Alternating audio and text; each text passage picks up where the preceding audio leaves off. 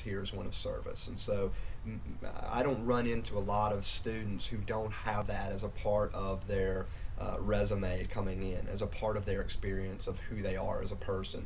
And so that's one thing. I mean, there'd be an expectation here that students are going to be interested in something that's bigger than just their own personal cause. That they're going to impact people around them, not just in the Jackson community, but when they go back home, and certainly when they graduate after 4 years. And so that's a bit broad, but we think that makes us somewhat unique.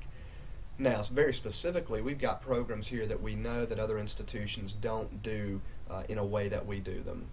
For instance, there are about 80 schools out there that got endowments from the Lilly Foundation, Right. and we used our money to structure something called the Faith and Work Initiative, and it very intentionally, very purposely links students in terms of who they are, their motivation, what they feel sort of called to do, and attempts to ask them questions and have them take a class called The Meaning of Work, go through very interactive learning that in essence helps them connect the dots between who they are and their vocation.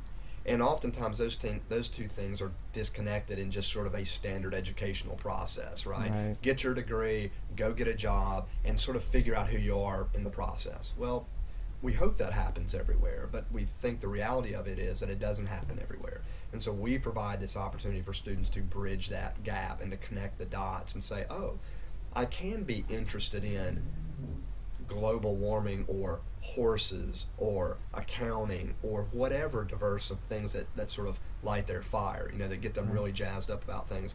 And by the way, that will lead to not just a career where I can make a living and raise a family, but something that's very fulfilling.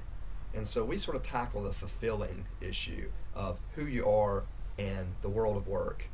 And we do that in a number of ways: classes, internships, fellowships, and that's something that makes us unique. That's the Faith and Work Initiative.